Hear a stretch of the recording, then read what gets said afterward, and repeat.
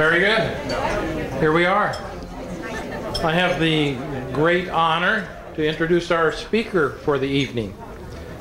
Dr. Rusty Reno received his PhD in theology from Yale University. He taught theology and ethics at Creighton University right here in Omaha, Nebraska for some 20 years.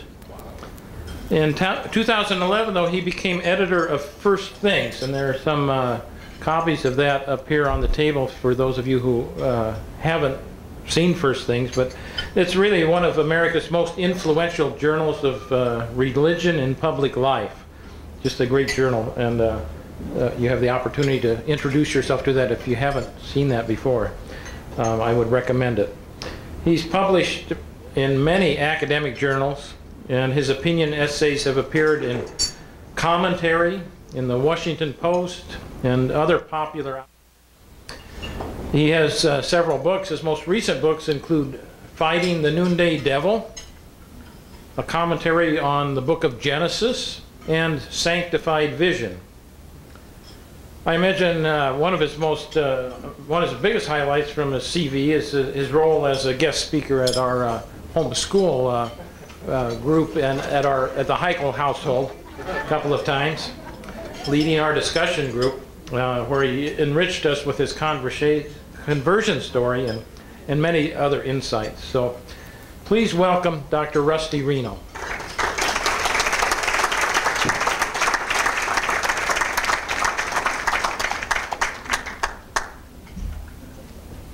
Thanks, Tom. Do I need this? Does this go here? Yeah, all right, I need that. I'll use it. Thanks, Tom. I was a little taken aback. For those of you who do not know about First Things, do such people exist? I'm just not, that could be an empty set. It's a pleasure to be here. You know, my wife and I moved to Omaha, Nebraska in 1990, August of 1990, maybe it was July of 1990, as a young faculty member at Creighton University. We're both from the East Coast, and we are with our little 6-month-old daughter, and we had no idea, you know, you just don't know about life, right? And we weren't planning on spending 20 years in Omaha, Nebraska, but we did, and with great pleasure. And we both miss Omaha a great deal, and we're both very grateful to have raised 2 Nebraskans.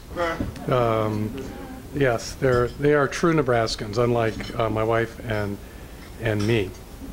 The talk this evening that I want to give is on religious freedom, but it's really about more than religious freedom, because I want to delve into the cultural background for the changing tone and temper of our society with respect to religious freedom, and then also suggest what we can do about these changes, what we can do to advance religious freedom. I'm not a lawyer, so I'm not going to give you a talk on Hobby Lobby case or other recent cases concerning religious liberty.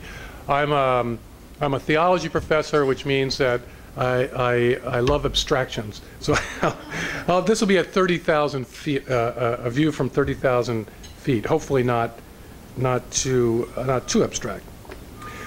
Congress shall make no law respecting an establishment of religion or prohibiting the free exercise thereof. Thus reads the relevant clause of the First Amendment that defines religious liberty. It seems straightforward. No establishment, free exercise. But in fact, over the course of American history, there have been 3 main phases of interpretation of religious liberty, and they are quite distinct and different in their implications and meaning. And it's my conviction we are entering a 4th phase where things are shifting yet again. The first phase is the Federalist phase, and federalism is the principle that it's up to the states. And so when the framers when they affirmed the First Amendment, when they signed on the dotted line, there were already established churches in the United States, in Massachusetts, in Connecticut, and elsewhere. And so clearly the framers did not intend the Establishment Clause, the prohibition against establishment, to apply to the states. They saw it only as applying to the national government. Even so, at the time of the Constitution, there was already a ferment in American society against establishment. And arguments were being made that it's bad for churches, actually, to have religious establishment, as well as arguments that it is a coercion of religious conscience to have establishment. And so, unilaterally, on their own, under their own steam, Massachusetts, Connecticut, and other states disestablished the congregational church that was the established church in these New England states. So the Federalist phase was a short phase. It was succeeded then by the second phase. And the second phase is what I call the Protestant consensus phase. And it assumed that, that a kind of generic, non-dogmatic Protestantism was the religion of America, and that government encouragement and support of that religious sensibility, not direct support of churches, but government support of a religious culture, was perfectly consistent with the First Amendment. In 1875, Ulysses S. Grant urged the creation of public schools, as he puts it, unmixed with sectarian, pagan, or atheistical dogmas. Now, in other words, schools that represented true Protestant dogmas or true Protestant values. And this was a very tough time to be a Mormon, this phase of our religious consensus. In fact, in the 19th century, the United States Congress disincorporated and confiscated the property of the Mormon Church. And the only reason why that was not followed through on is because the U.S. Marshals in Utah feared for their lives, and so they never actually executed the law. And the United States Supreme Court upheld that law as consistent with the United States Constitution. It should be a very sobering story that just because we interpret the Constitution the way we do now, that that's some sort of guarantee. The law is a plastic thing. It's not a permanent, eternal thing. It was also a tough time to be Catholic. The Blaine Amendments, of course, notoriously outlawed public support of religion in schools, and that was aimed directly at prohibiting the possibility of taxpayer support of Catholic schools. Well, this phase of what I call the Protestant consensus, so it's pro-religion, generically, where religion is understood as Protestantism. It's succeeded after World War II by what I call the separationist phase of interpretation of religious liberty. In 1947, the U.S. Supreme Court decided that the First Amendment did in fact apply to the states. And then we get a whole series of cases where the court expresses a concern about the tender conscience of the atheistic student who's subjected to, say, prayers at commencement exercises and so forth. This is Ten Commandments cases, church decoration cases. This is what we're mostly familiar with in my lifetime, has been an interpretation of the religion clause of the First Amendment as requiring what's known as a strict separation between church and state. And I think it reflects the court's, I think, discomfort with the kind of comprehensive and coercive power of this pan-Protestant consensus. And it wanted to make space and room for people to be non-religious. I think that's what was motivating this separationist phase. And it's been reinforced, I think, over the last 20 or 30 years by reinforced by a tendency to think that people are going to bicker about religious and moral questions, and so we have to sort of keep them out of questions of law and politics. Well, I think we're entering a new phase of interpretation of the First Amendment, and I think it's one that wants to rethink free exercise. And I think it's less about freedom of religion, and it's more about freedom from religion. And I think that it's an extension of this concern about the sort of tender conscience of the atheistic student at commencement exercises, and it's more a concern that religion shouldn't get special treatment. I mean, I've heard this actually at conferences. Why should religious people get special rights? Is an argument that's actually being made out there, that there's something kind of embarrassing about the fact that the U.S. Constitution accords religion a special right. And so we're moving, I think, towards a phase where, now the United States Supreme Court in its current configuration is not moving in that direction. In fact, recent decisions have been very favorable to religious liberty. I'm only talking about what I see in the intellectual culture, especially the culture of elite law schools that produce the people who eventually become United States Supreme Court justices. So freedom from religion more so than freedom of religion, as I see a kind of shift in tone and I mean the meaning of, I mean the words of the Constitution are clear, but my image I have is that they provide the guardrails down which the court must, between which the court must stay. So you can only go so far one way, only go so far the other way. But it's a fairly wide road, and you can hug one curb or you can hug the other curb. And in the Protestant consensus period, they hung, if you will, the right curb. And in this, we're moving again, as I say, towards hugging the left curb, a minimalist interpretation of free exercise, a maximalist interpretation of non-establishment, as opposed to 100 years ago that had a minimalist interpretation of non-establishment and a maximalist interpretation of free exercise. Okay, so why is this happening? This is kind of like I said, I don't have those law professors, they'll rattle off, the Lemon test and, different precedents in court history. My specialty is really is culture and the battle of ideas. And I think the big shift in our society, the big reason why legal scholars are beginning to test the possibility of revising this consensus about religious freedom is what I call, what sociologists call the rise of the nuns. Now, this is not an increase of women entering religious orders.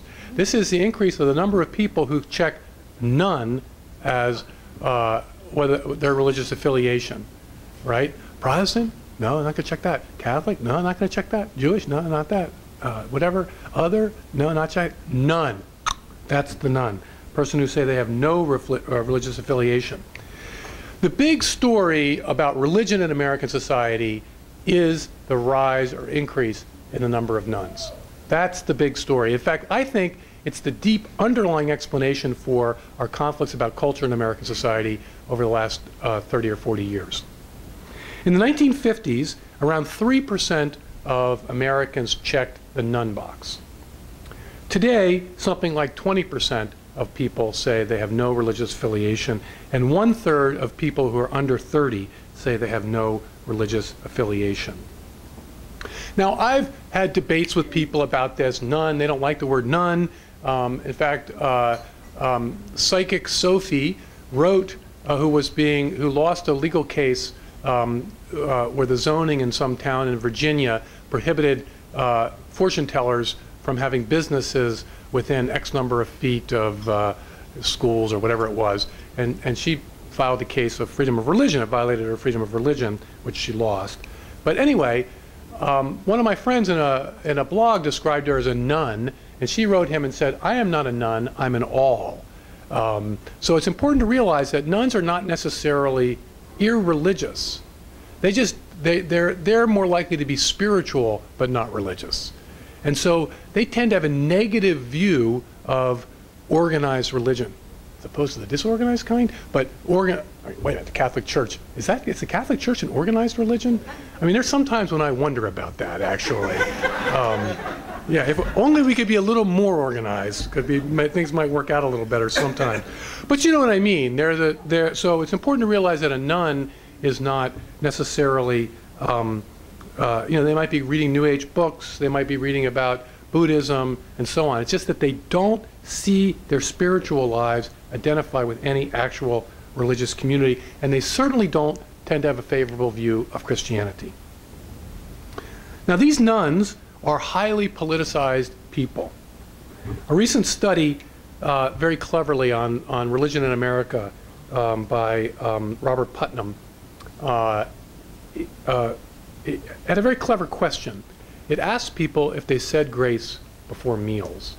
And this is a very good, because you ask people, are you Catholic? Well, a lot of people check the box that they're Catholic, but they don't go to church. But Catholicism, is an identity that people feel can feel quite powerfully, even though they've fallen away in practice. And so this is a great question, because saying grace before meals is kind of a proxy for being observant in your religious faith, whether you're Protestant or, and it's also great because it's neutral Protestant Catholic. So it was a very good question. I was really impressed that it's a sign of a sociologist that understands religion well enough to know the good questions to ask. So this is a question about saying grace before meals. Do you say grace before meals? Do you not say grace before meals? If you say it regularly, you are slightly more likely to vote Republican than you are to vote Democrat. No surprise there, right? Religious right, et cetera, religiosity is now tracking the Republican Party, has over the last generation come to track the Republican Party more and more closely. So slightly more likely to. If you never say grace before meals, you are overwhelmingly likely to vote Democrat. So the most religious, the solidest constituency for religious in religious categories are people with no religion. And in this study, there's 70% of the people who do not say grace before meals vote Democrat. Nuns have become the largest constituency in the Democratic Party. There are more nuns than there are African Americans as voters. They're the largest single constituency. Now, of course, we saw that in the Democratic Convention last time around with the kind of charade about not putting God in the platform, and then the leaders of the party said, "Oh, yeah, we got to do this." And it was if anybody watched that episode where people are kind of heckling from the floor, and they had a vote, which obviously they didn't win, but the leadership said, we've won, and they got God back. But the element of unseriousness about the whole thing, I think, speaks volumes for, and this is the base of the Democratic Party at the convention. And so we have an emergence of a social group in the United States that I think is akin to the emergence of the religious right in the late 1970s. So this is a group that is awakened as an independent group, as a distinct group. It has a very distinct vision about the future of America. It has a very distinct vision about, more about moral questions, about social issues, and it's highly, highly partisan. And it's altering the dynamic, and it's alternating the landscape of our political culture, and, needless to say, also our legal culture. 75% of nuns voted for Obama in 2008. So that's, again, it's right up there with African Americans as the absolute, base of the Democratic Party. In Ohio, in 2012, Romney won Protestant voters by a 3% margin, and he won Catholic voters by an 11% margin. Obama won nuns by a 47% margin. So 25% of nuns voted for Romney, 75% voted for Obama. Some of my political science friends said these were the decisive voters. I mean, if you can get a large demographic to go your way at such massive numbers, it becomes very, very difficult to overcome in the ballot box. So the evolving Democratic strategy has been to highlight social issues in order to motivate their own secular base. And so the war on women rhetoric, which is, so what's our objection to the contraceptive mandate? It reflects our war on women. Why does the Democratic Party use this rhetoric? Because it motivates the voters, this base of voters who are overwhelmingly likely to vote for Democratic candidates, to go to the polls. And so we get a divisive rhetoric on social issues from the left. So right now, the Republican Party would like all the social issues to go away, right? They want us to not talk about abortion. They don't want us to talk about gay marriage. And they're convinced that if we could put those issues to bed, then we wouldn't have to, we wouldn't lose these kind of voters. Meanwhile, the Democratic Party is saying, oh, no, no, no, we want to talk about this 24/7, because it has a base of voters that is really, really agitated about these issues. And it's a group of voters that is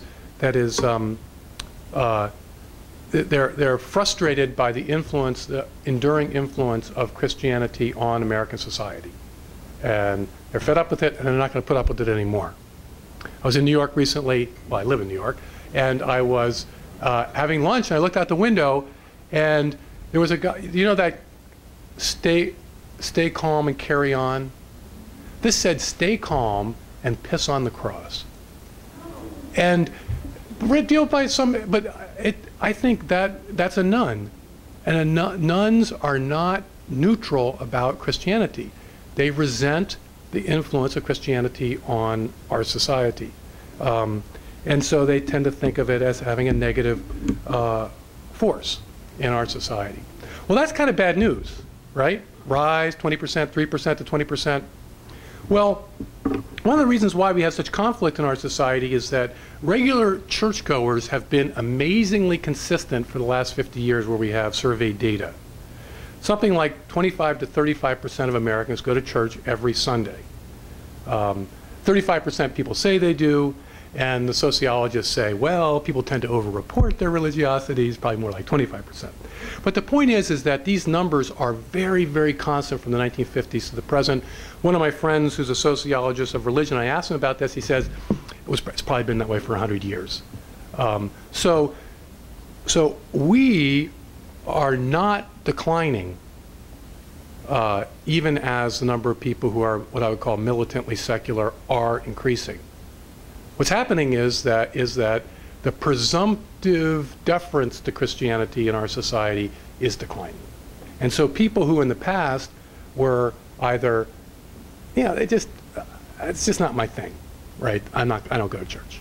But they would nominally identify as Methodist or nominally identify as Presbyterian. They feel now like, hey, I don't need to deal with that at all. And then moreover, the more politically engaged and the more energetic of them are actually positively exasperated and frustrated by this enduring, the fact that we are not, in fact, declining.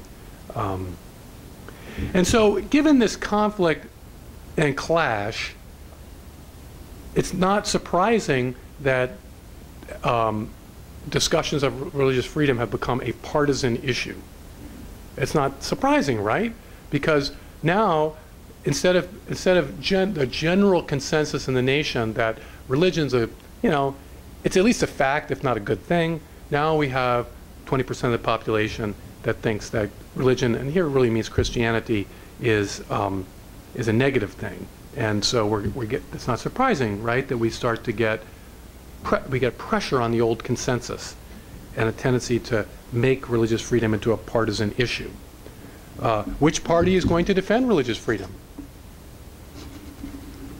It's pretty clear. The Republican Party. Which party is not going to defend religious freedom? The Democratic Party. And this is new in American society. This kind of making this into a partisan issue. Well, it was a partisan issue in the past. It was a partisan issue with Catholics and the oppression of Catholics in the United States, and which party was going to defend the rights of Catholics? The Democratic Party, and that got the loyalty of Catholics. So it's not unprecedented, but let's just say it's re-emerging now in a different form, and it hasn't been our national experience during the post-war period, where this general consensus about religious freedom transcended Democrat and Republican differences. So it's becoming a partisan issue. And also, it's not a clash of equals, the clash between the nuns and people, those of us who go to church every Sunday. We both have strengths and weaknesses. We're not evenly matched. It's not to say that one's more powerful than the other, just we're not evenly matched. One of the kind of most helpful things I've read in the last 2 or 3 years was a study of the cultures, plural, of the American family. Different kind of family cultures. Because my view is, Jesus says, where your treasure is, there's your heart also. I don't want to contradict our Lord, so I'll modify and just say, where our children are, there is our politics also. And you can tell a lot about what people's real deep political moral convictions are by how they organize their family life. I think that's... In fact, I think you can predict how people will vote by whether or not they think it's immoral to spank your children. It's as simple as that. Yeah, I think you'd be surprised how quickly would you ever spank your child? If somebody says no, I think it's a 90% chance they vote Democrat.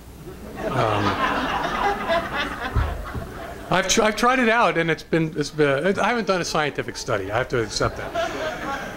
So there are 4 kinds of families in American society. There are what the study calls the progressive family.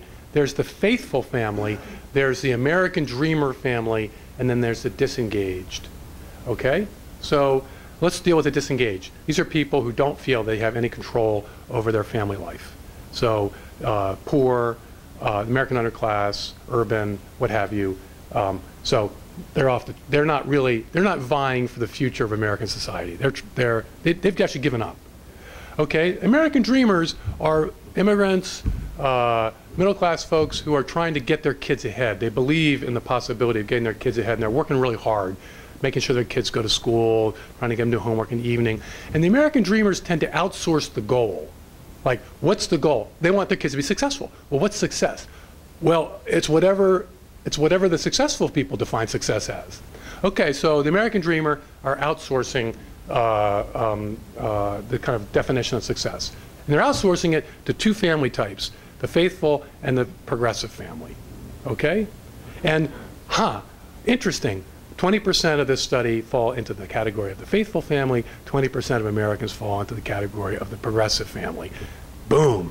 At each other's, really at loggerheads with each other. The progressive family tends to feel that it is entitled to control over civic life.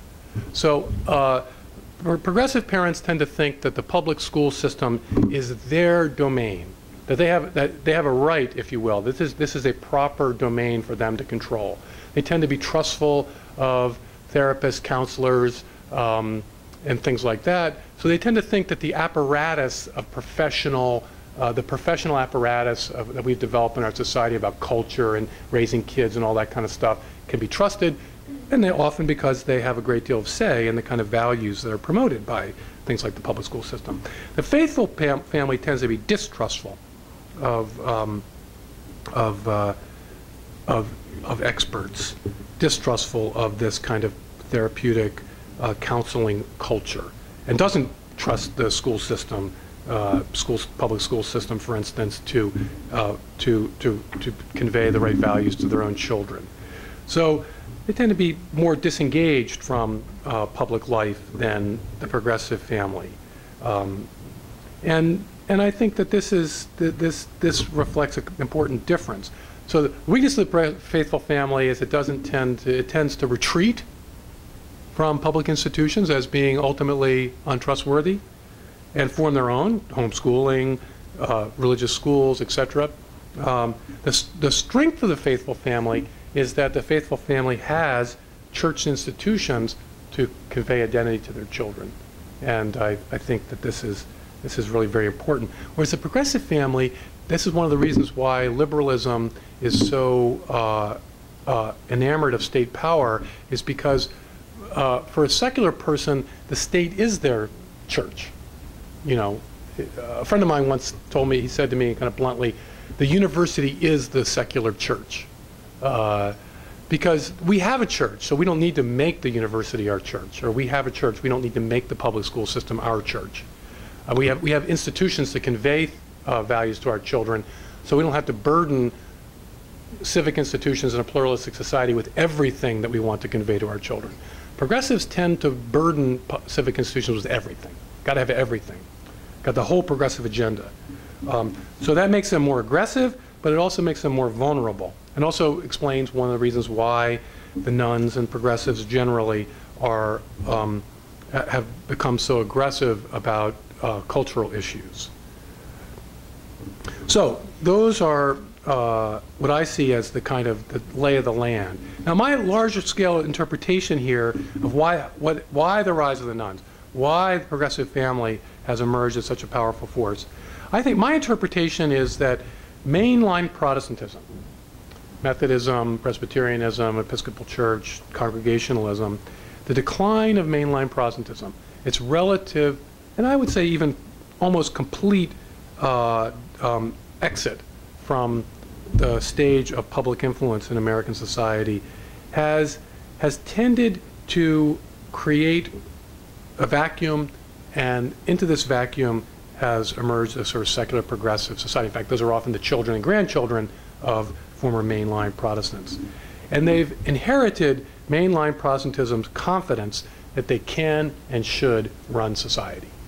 So this is one of the reasons why we're kind of up against this incredibly relentless force, is because the secular establishment that's replaced this old Protestant establishment maintains the establishment confidence that the way I think about things is the normal way that everybody ought to think about things. I think that's an important element. So how does this work itself out in the area of religious freedom? And what are the more specifically way people are thinking in a way that is going to diminish religious freedom? The first is what I call the Selma analogy. And the Selma analogy is that gay rights is the same as civil rights, and that to dissent from this new cultural regime is to be akin to being a bigot, a Southern bigot. And the Selma analogy is really warrants using the civil rights bulldozer to bulldoze out of the way all dissent from the new cultural consensus. Because our civil rights laws were passed to deal with a very virulent and destructive element of our society, our racism. And so it forged very powerful tools of social coercion in order to achieve that goal. And the Selma analogy is indispensable because it gives access to those very powerful instruments. So the end game for, well, the height of this, or illustration of the power of civil rights law, is the Bob Jones case. If people know that, Bob Jones University was a evangelical fundamentalist college in South Carolina, I want to say, that prohibited interracial dating. And the IRS revoked its tax-exempt status on the basis of civil rights law. It litigated, Supreme Court finally upheld the IRS and the federal government and argued that the government has a compelling interest to stamp out racism, and so the religious liberty of these evangelicals had to give way to the compelling state interest to stamp out racism. This is very much self-consciously the end game for gay rights activists and the proponents of gay marriage, so that any institution that refuses to conform on this issue will have their tax-exempt status removed.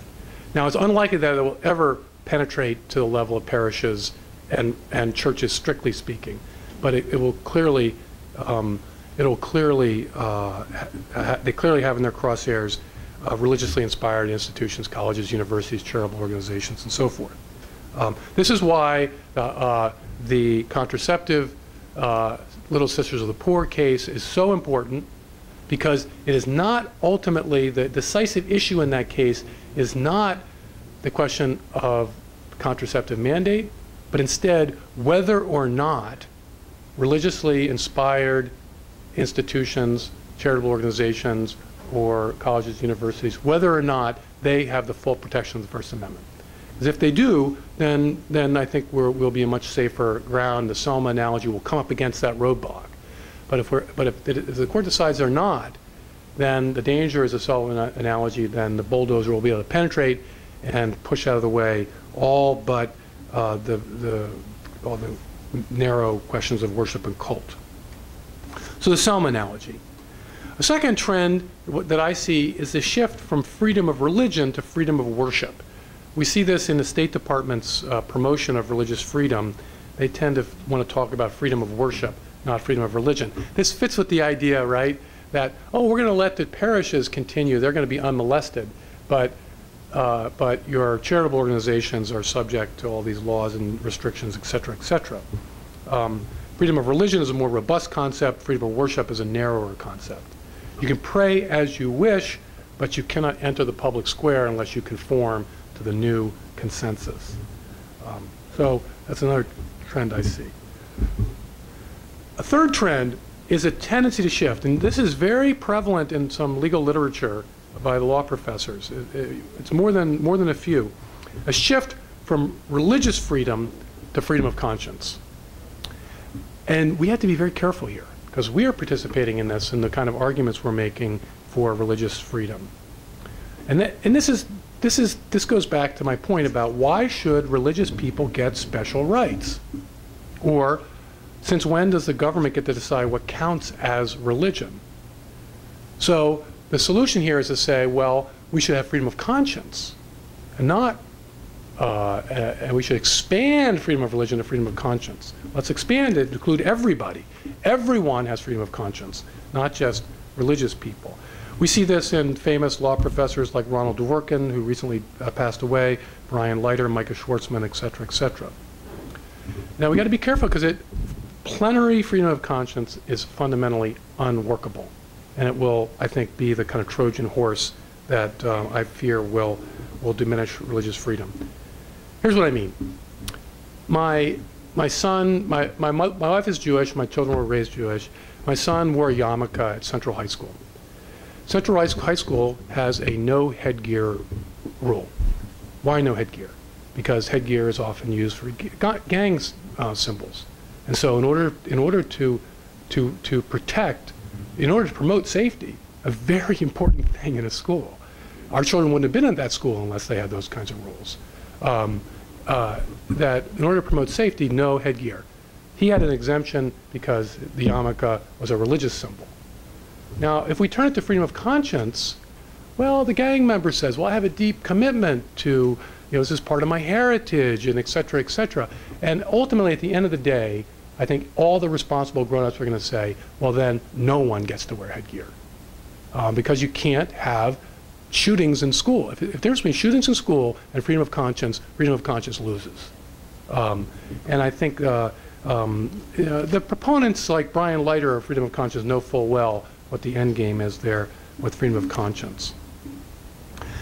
So those are sort of three trends that I see. I think we have to be very careful to identify religious freedom as specifically religious and not as a kind of general freedom of conscience. And I think that, in all honesty, the courts are going to have to decide what counts as a true religion.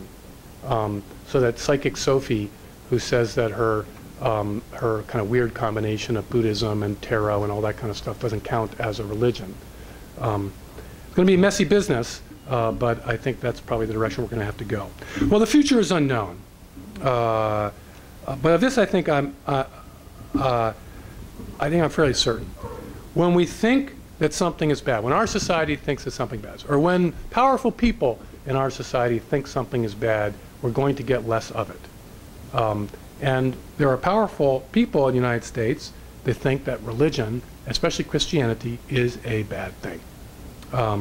And the example I give is pornography in the 1950s, which was universally thought to be a bad thing, and we did not have very much of it. It's no longer thought to be such a bad thing. We have lots more of it. Religion in the 1950s was thought to be a good thing, and it was encouraged, and we had more of it. And religion is now thought to be a bad thing, and we have less of it. And I think the courts will, like I say, operate within the guardrails of the Establishment Clause and the Free Exercise Clause. But it's our attitudes towards what we think is good and bad that will lead them to go from one side to the other. Well, what's to be done? What's to be done? The first thing to be done, I think, is we need to contend with these engaged progressives, as the family study describes them.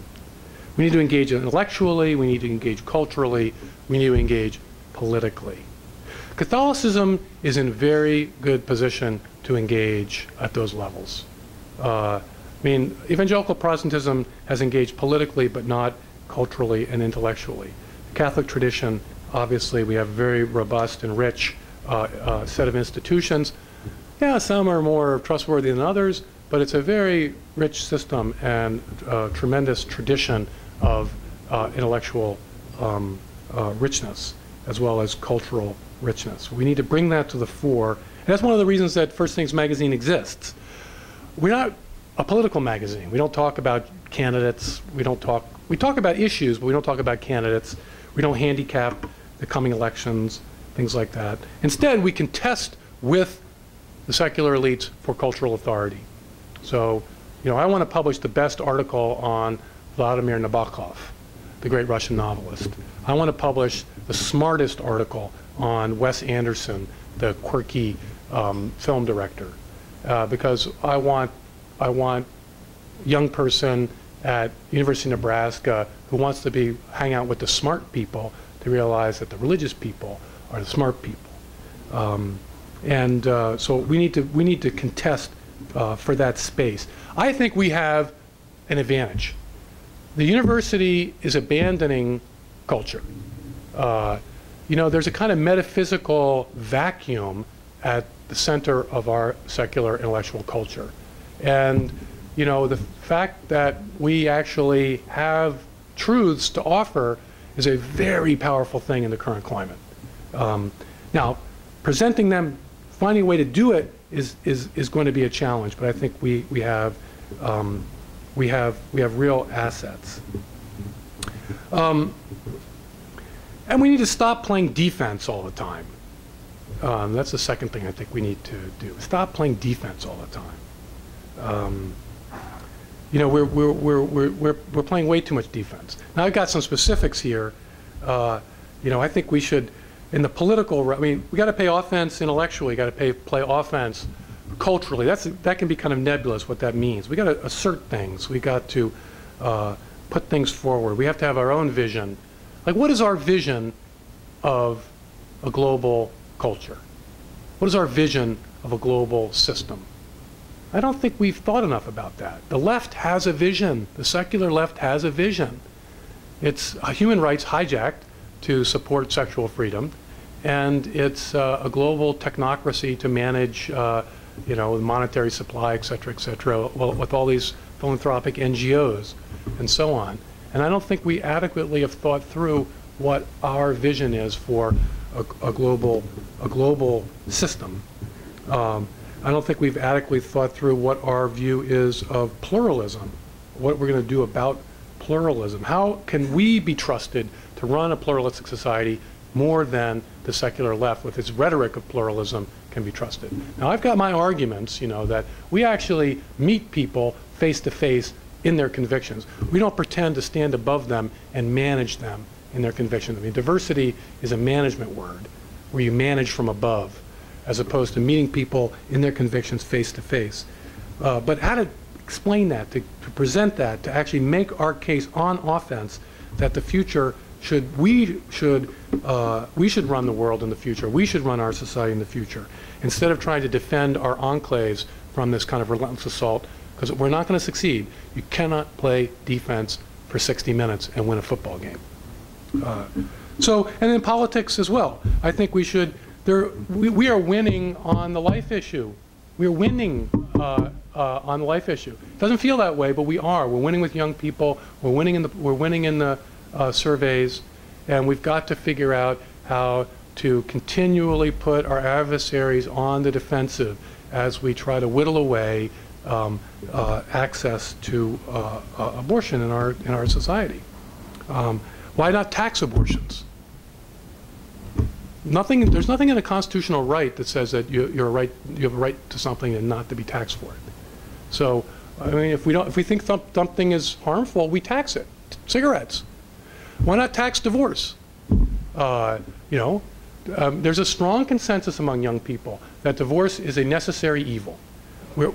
We cannot possibly succeed, I think, in our current society to try to use the law to put forward anything like a Catholic understanding about the indissolubility of marriage. However, young people that I've taught think divorce is harmful. What do you do with harmful things? You tax them. So why not tax divorce?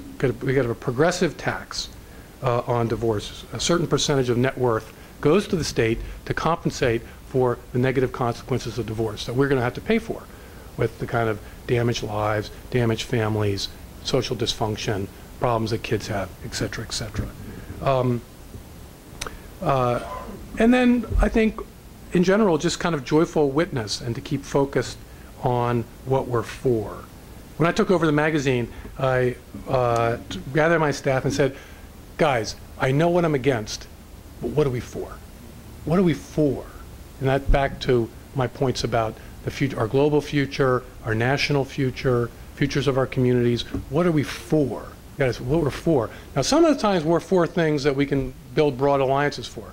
Other times what we're for is going to come right in a collision with the secular progressives. And we just have to take the battle to them in a prudent way. You know, Jesus said we're supposed to be wise as serpents and innocent as doves. He didn't tell us when we're supposed to be one or the other. That takes some discernment. Well, I'll just conclude by saying that I think that Catholicism, as I've suggested, is really uniquely suited to our moment in American society. Evangelical Protestantism, I've been to meetings with these folks, it's a mess. They're really struggling.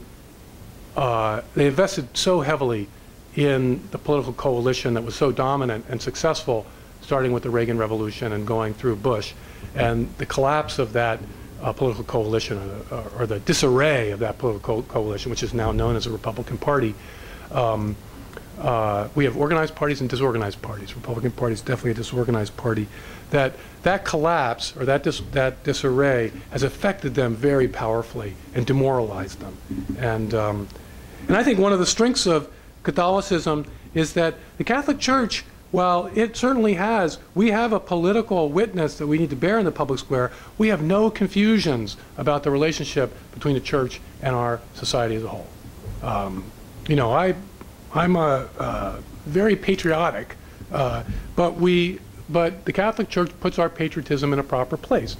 It's a second love, not a first love. And politics is a second duty, not our first duty. And that's an invaluable asset as we go forward. Also, I think Catholicism allows us to support the only successful economic system for lifting people out of poverty, which is to say free enterprise, the only successful system to endorse and promote that system with a strong sense of social responsibility. You know, that's a huge asset. And it's not something that we can take for granted in a kind of libertarian and increasingly libertarian influenced secular society, which, by the way, includes a lot of these nuns, these secular progressives, who are, in their own way, I think, becoming more individualistic and less concerned about the common good. And then finally, I think that Catholicism allows us to enter the public square and stand clearly for moral truth, but to do so with compassion. And I think that that's something very difficult to do, in fact, because the heat of the battle often brings out our pugilistic self, certainly does in me. But I think our faith and our own sense of our own, nothing like going to confession to make you able to understand the importance of moral truth and also the fragility of the human will and our own weakness and vulnerability to sin. Well, I've gone on for too long, and I want to thank you for inviting me here, and I'd be happy to take any questions.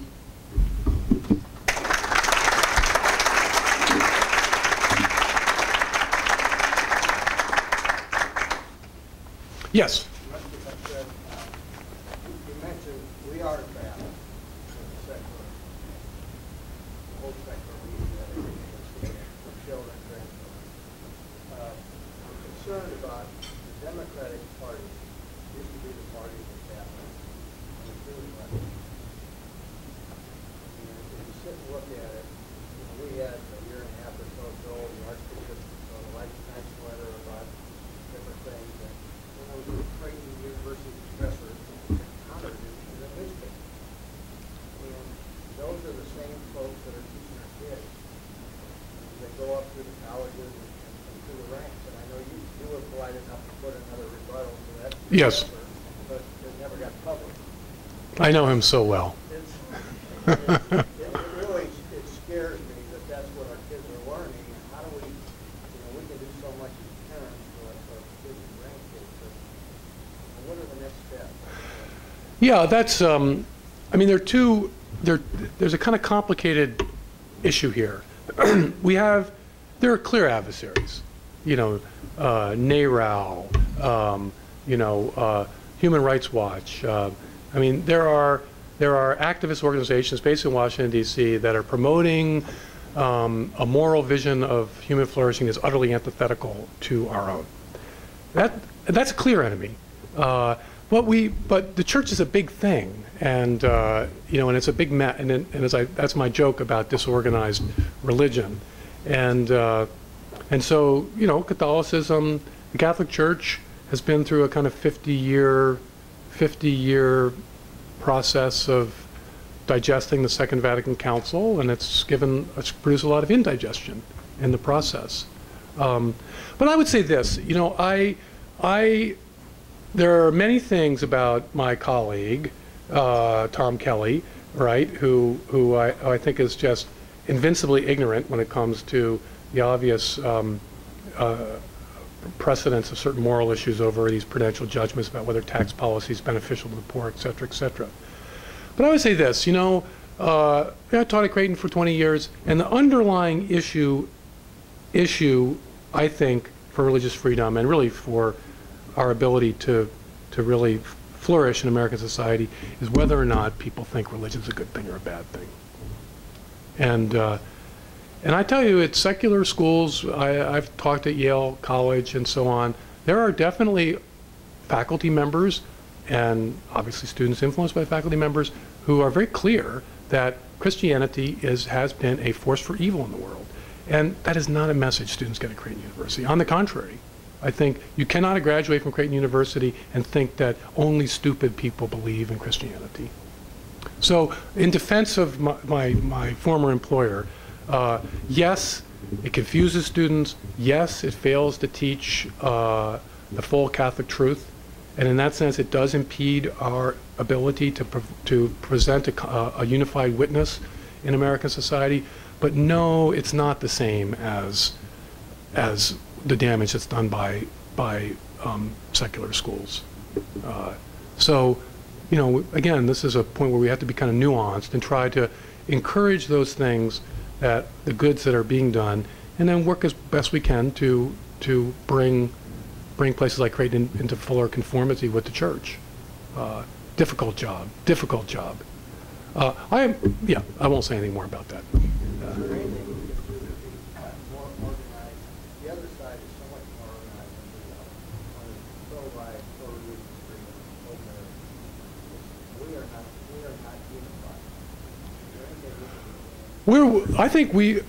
The pro-life cause is a very good case study. Roe v. Wade kind of blindsided. Baptists thought it was a good thing. It took them 4 or 5 years to sort of get their minds around the pro-life cause. I think that, this was the first stage at which I think the bishops in cozy with the Democratic Party were just unable to articulate adequately resistance, because the impulse for was coming from liberals in the Democratic Party. So, but clarity came, people started to act, and the fact of the matter is now we are very effective in the pro-life cause. We could be more effective. I'm not saying we couldn't do more, but we are effective. We're like I say, we're winning. The other side is very scared about the future of abortion in America. Thankfully, they're scared. And so I think on the marriage issue, we have to find our footing and find out where can we rally, what's the point at which we can actually actually make a stand. And we've yet to find that. Right now, we're just running for cover, to be honest with you. And one suggestion I would have is I think we need to. There are people who are way better at the political stuff than I am. I'm not a political organizer, but somebody in this room needs to, do the kind of legwork necessary to build a coalition to get a marriage component in mandatory sex education in the public schools. A fact-based module on the consequences of marriage for health, wealth, well-being of children. And that's it. And be sure it's not a Trojan horse where the other side can put gay marriage into it. Be very rigorous that this is a fact-based curriculum that offers no opinions about what kinds of marriages should or shouldn't occur. And I think that would the other side, that flushes out the other side, because there are people who think marriage is bad and they would like to weaken the culture of marriage in America. And we need to isolate those people because John Q. Voter is pro-marriage. Even if John Q. Voter has many affairs and gets divorced and cohabitates and all that kind of stuff. The fact of the matter is that people go to the courthouse or they go to Shadow Ridge. I think I've been to a wedding here. And people who are secular, have no religious convictions, they want to be married and they want to stay married. Now they fail, but that's what they want. So if we can find our way to that point where we can take a stand, I believe we can build a pro-marriage movement in America that could see some success. And then, like I said, it requires a kind of genius for organizing, a kind of genius and a tremendous amount of effort on the part of committed people. But I think it's quite possible. So I'm not pessimistic about that. One of my friends in Brooklyn went to get his hair cut at he got it to get it coiffed at some fancy shop, and the gay couple was flirting at the bench while he was waiting, and the barber, well, the hairdresser, was, tattoos and all that kind of stuff. And, my friend engaged in the conversation. He says, well, it's so hard to kind of get along here. New York taxes are so high, and my wife and our kids. And so here's this guy, he's married, he wants to take care of his family, he wants to make a life and all that kind of stuff. My friend said, think about Texas. So that just tells you that in the sort of, in the belly of the beast, in hipsterdom USA, you have marriage still has a power. It still is the ideal. It's still the gold standard. And I think that our job is to like I say, blow on those embers. Yes, in the back.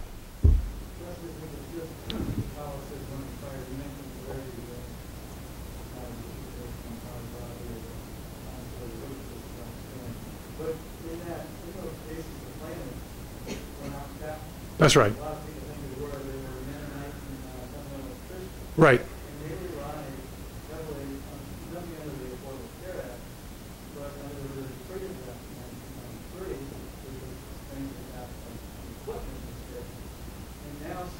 It's the earlier consensus, right? It could not pass today because the gay lobby would torpedo it because they would recognize what the implications would be.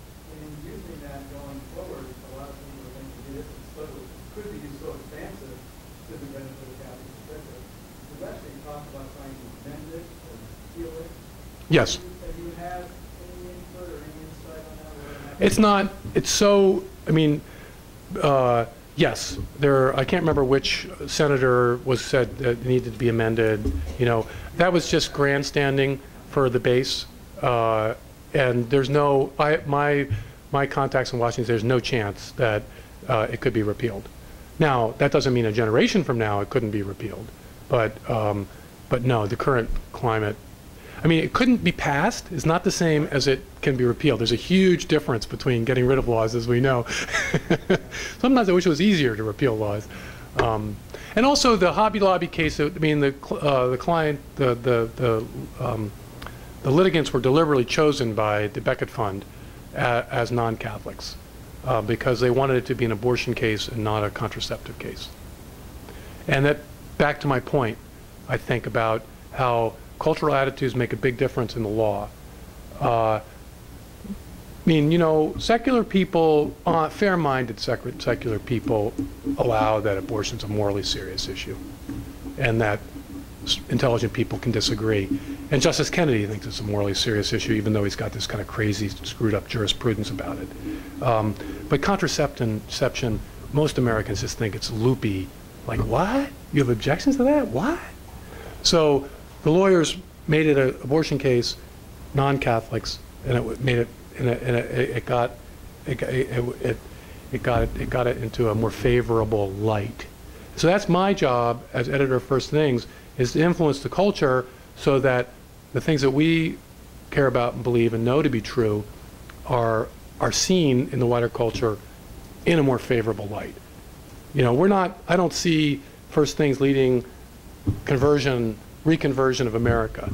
But I do see it as an important part of trying to convince this new secular cohort that religious people are serious people, morally serious people, and that they have something very important to offer our intellectual culture, is something very important to offer our moral culture. Love your message. That's associated with that.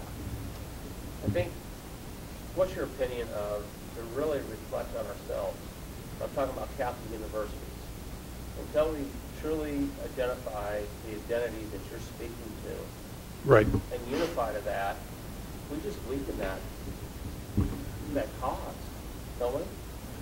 Yes, I mean, yes, but I mean, you can only do what you can do.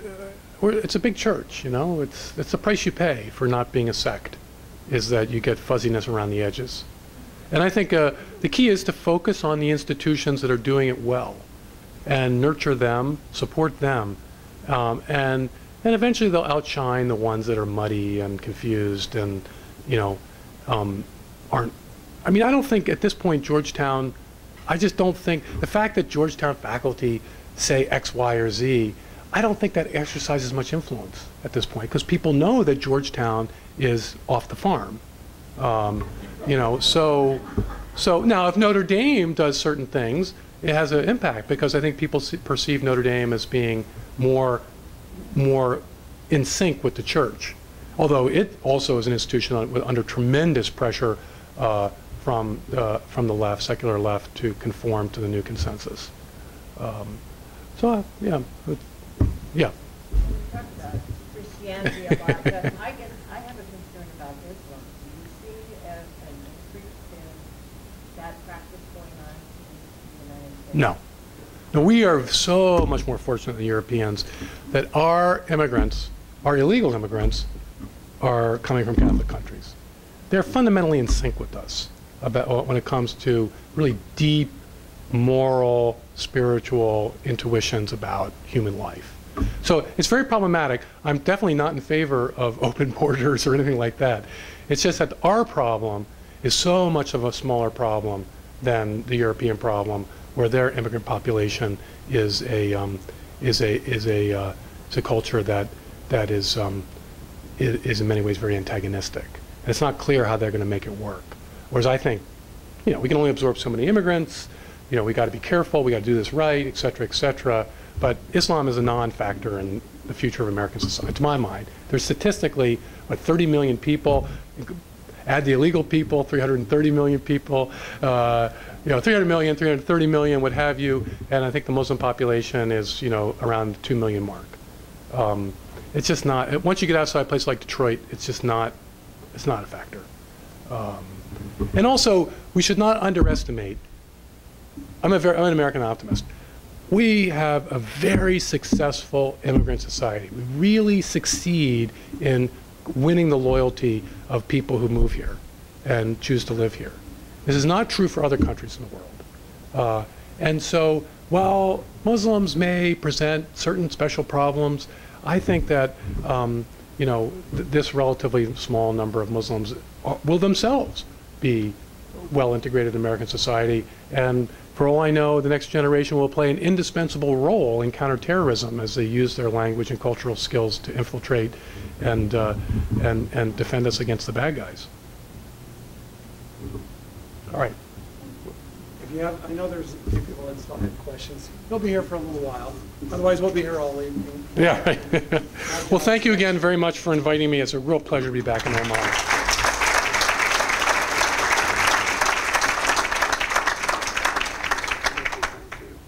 Just got a couple of announcements. Okay, good. All right, thanks. All right. Thank you, Dr. Reno. Wow. As you've all got copies of First Things. There's more information there about that. There's also a series of talks that Chris McGregor, who's going to be our speaker next month, has done with Dr. Reno. That's on discerninghearts.com. I'm sure she'll talk about that next month. On your table, the forums. That's just, you're not signing your life away. Feel free. It's a breakfast to find out more about forums, which is the day after. I noticed there are a lot of empty ones on there. We've got about 12 people that have signed up. That's how many they need for us to begin a forum. So take a look at it. This is just to find out more about it the day after next month's meeting. I'll be sending out a members directory for everyone. If you could please take a look at that, review it, update any information. I need to get that to national as soon as possible. There are some brochures on the table where you put your name tags. There's still a couple of opportunities. The Legatus trip next month, it's September 12th through the 15th to Our Lady of Guadalupe in Mexico, and the pilgrimage to the Holy Land, which is October 8th through the 17th. I've now taken care of that. Let's see, we've got, also there's 8 spots left on the Footsteps of St. Paul pilgrimage with Bishop Conley. We've got a number of priests. We've got a number of Legatus members from both Omaha and Lincoln going on that, so if you've been considering. We're just in the need of a few more pictures, so we're going to try to get that wrapped up, and then we'll publish that members directory with faces so you can all study it and make sure that when you see people on the street, you know who they are. And last but not least, our traveling crucifix is with the Boldings. They're not here this evening, so we are hoping that that will return. If you've got any thoughts, ideas for speakers or anyone else that you would like to bring in and find out more about Legatus, again, we've got those cards on the table. Please take a couple of minutes to fill out about food, our speaker, upcoming speakers, prayer requests, and so forth. So, Father Lewis.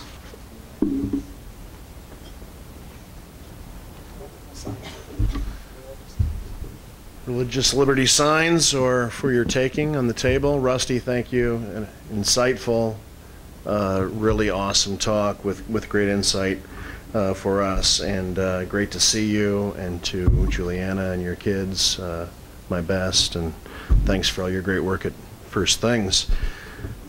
Fathers, would you stand with me as we give a final blessing? The Lord be with you.